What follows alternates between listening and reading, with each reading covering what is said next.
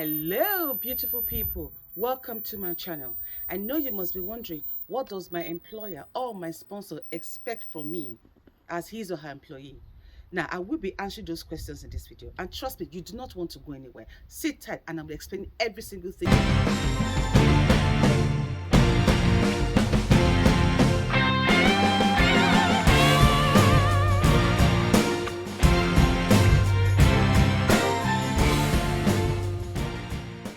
My name is Kesiena Akwara Ate, a health and social care trainer. To all you old and new returning subscribers who keep coming back to watch, like my videos, oh, you guys are awesome. And guess what? We have achieved the 4,000 watched hours. Whoa! I couldn't have done that without you all. Thank you all so much. I am honestly grateful and truly appreciative of all your encouragement and support. So therefore, hello over there. If you're just stumbling on this channel for the first time, or you came about around it or across it perchance, what on earth are you waiting for? Smash the subscribe button, click on the like button, and don't forget the notification bell as well. So whenever I upload a new video, you will be among the very first to know. Also, follow me on Instagram, Care by Cares, TikTok, Care by Cares, and Twitter, Care by Cares as well. And I will most definitely see you there like I always do. So let's get to it. What does your employer expect from you as his or her employee here in the UK? Now, they expect you to have the interest of the company at heart. They do not want that with a little shaking, you have jumped ship. Be one who will stay and help the company grow and flourish. Yes, I'm aware that some people, you help them do all of that, and when they start to prosper, they forget about you. But there are also those who are appreciative that you stayed, you had the interest of the company at heart, you helped it grow. Anything that will bring the company to disrepute, you were never involved in it.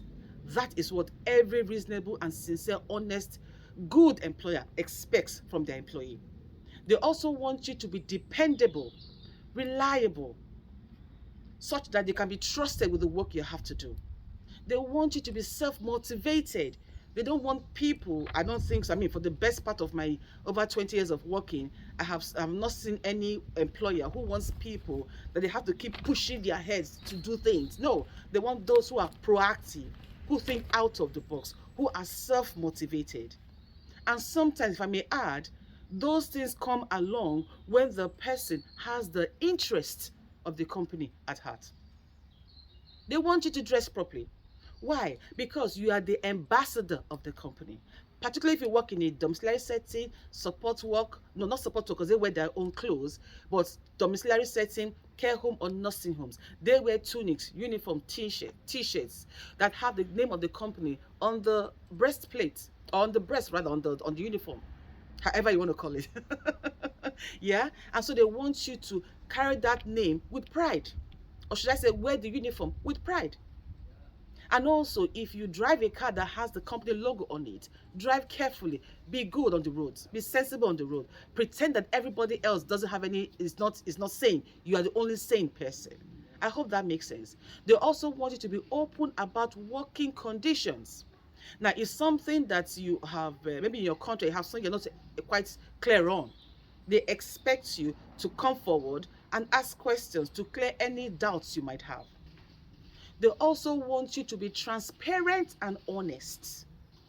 Now, it is painful, but I may have to refer to the incidents of the student worker who, had an accident at work, or should I say an incident at work, dropped a client and did not report it. They want you to be able to own up when you've done something wrong. Yes, it may lead to you being demoted. It may lead to you being suspended. But trust me, I mean, I've been working in the country now for a very long time. They will appreciate it when you've done something wrong and you say, oh, can I say something, please? I made a mistake. I did this. I did that. The punishments will be more lenient to the punishments. Now, assuming this gentleman, for instance, had reported himself and said to his employer, I'm sorry, I accidentally dropped this lady, blah, blah, blah. Trust me, they would have called in the paramedics and had her checked out. And I don't think the 10-year prison sentence that was slammed on him would have been slammed on him. They might have been more lenient, or possibly the police might not have been involved. You will never know. But please let us learn from this. It is a painful incident. It's not something to go to town about, but it is painful. So I'm saying to you all, if you're coming to work here in the UK or you are here already, please, you done something wrong, own up, report yourself before you are found out. Why? When you report yourself, it shows that you have integrity. And trust, like I said earlier, your punishment might be lighter. So please do the right thing. And of course, when you have done something wrong, please learn from your mistakes. Try not to repeat the same thing or do the same thing again. Because again, it simply says that you do not have any integrity whatsoever and you have not learned from your mistakes. Your employer also wants you to be a team player, employee who can help others to grow. You don't want to be one who is always having altercations, in-house fights, if I may say use the word, with your colleagues. Help them grow. If you have any issues, just go to management, report it, and then get it sorted. Because, no man is an island, like they say. Now, your employer also wants you to be enthusiastic about the job that you do.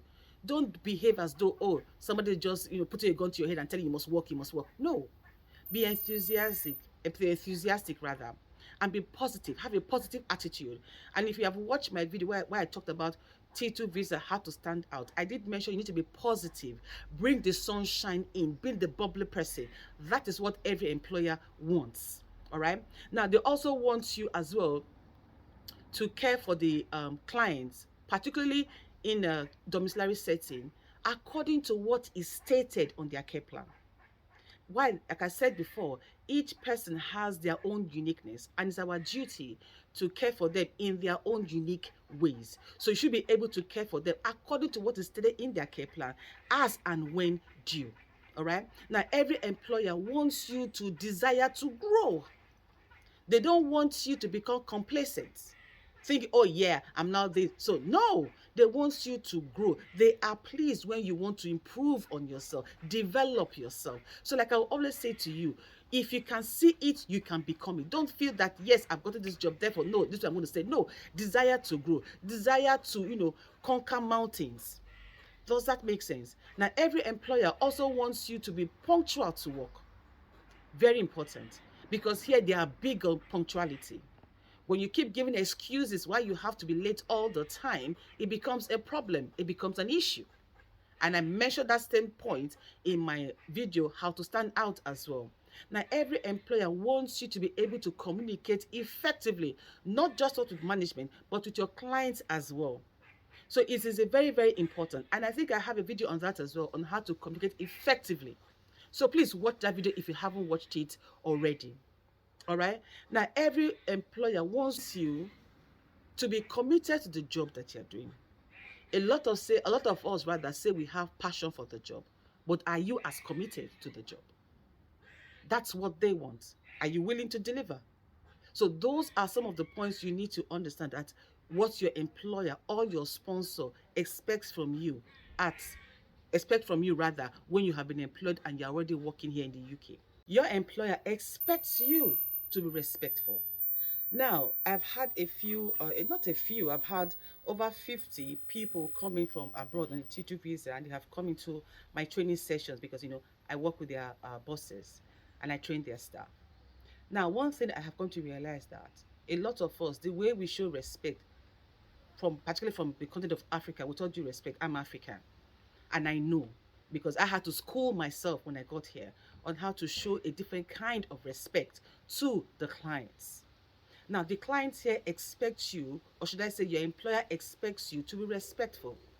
The clients also expect you to be respectful of their opinions, of their beliefs, of their values as well. You might not necessarily agree with those values or beliefs, but it is your duty as their carer to respect it. I don't know if that makes any sense. Now, here, when they're talking to you, particularly the clients who we work with, they expect you to stand and listen. But most of us, I know some of you can resonate with this. When somebody is talking to you, usually walking away or doing something and all of that, they do not like it. All right, they do not like it. So it is important, and it's one thing your your employer or sponsor expects from you is that you are respectful, not just to your employer or your sponsor. You are respectful of the clients. And if I may add a little bit icing to that, you're also respectful to your colleagues at work. They say respect is what? Reciprocal. And trust me, when you respect particularly your clients and your employers or sponsors, it will be mutual and to be reciprocated. I hope that makes and has helped us. So until I see you in my next video, remember this, never you forget that no matter what the matter is, you matter so much more. Over.